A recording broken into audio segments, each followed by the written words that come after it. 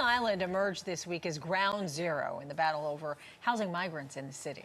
Yeah, there have been large protests over the city using a closed Catholic school, St. John Villa Academy, to house several hundred migrants there.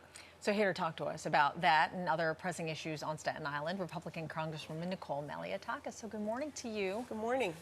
Well, obviously the protests have been going on for quite some time out there, and now from what I understand, there are less than 24 migrants out there. So what is the current situation? How much can you help your constituents out there to get what they want? Well, I think people on Staten Island and across the city are getting frustrated. They're seeing their parks, their schools, empty buildings. In fact, just an assisted living facility where they removed seniors and then turned around and said that migrants are going to move there. It's all a slap in the face, I think, to take away these facilities from the community to house individuals who crossed into our country just weeks ago. I think the solution here is for the mayor to stop misinterpreting the right to shelter law. I've been saying this from the day one. The right to shelter decree is meant for homeless New Yorkers, not for citizens of other countries. And I think by having that loose definition, the mayor created a real problem here for the entire city, because where does it actually end? And obviously, if he's going to continue this, which I disagree with, at least look at places like Roosevelt Island, Rikers Island, look to return the U.S. Navy Comfort ship. There's a reason why Ellis Island was on an island. It was quarantining.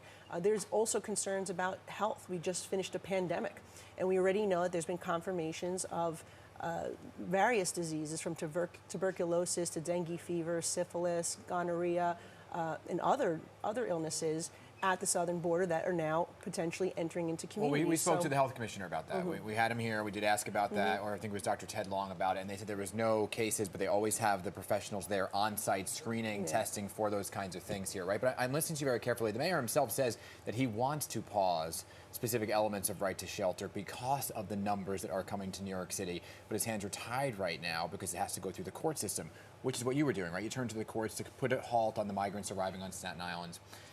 It doesn't sound like it's going to stop anytime soon. So what are the conversations you're having with City Hall, and are there any locations on Staten Island that you'd be happy with? Well, no, my solution is to secure the border and stop this mass flow from occurring. I don't think any community in the city should be enduring this right now. It is a major issue, not just for the community. I mean, the schools are already overcrowded. You're talking about tens of thousands of children potentially added to the public school system, which we cannot accommodate, which is why it was so frustrating that this school, which was supposed to turn into a public school to add 1,000 classroom seats, was now being used as a shelter.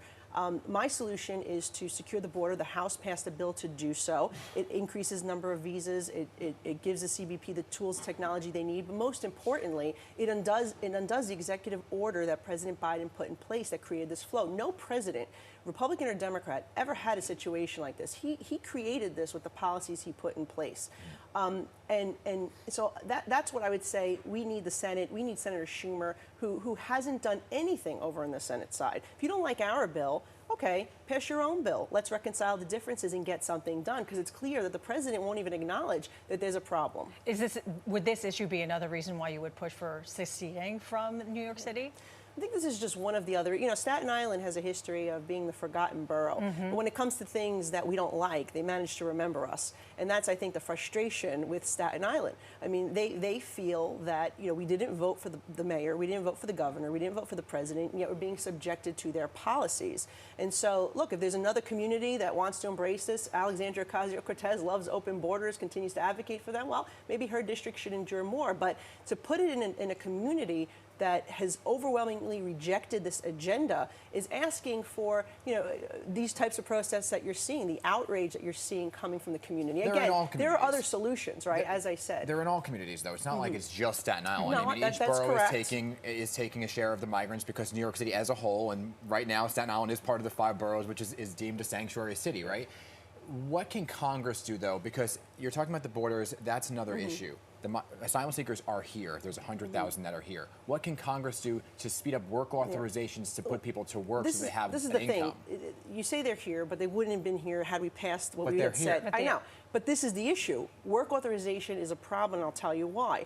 You might say, great, put them to work so they could be self-sufficient. The issue becomes New York City passed a law December. It was Bill de Blasio's parting gift that allowed, it's called the Our City, Our Vote law. It allows non-citizens who reside in New York City for 30 days to register to vote.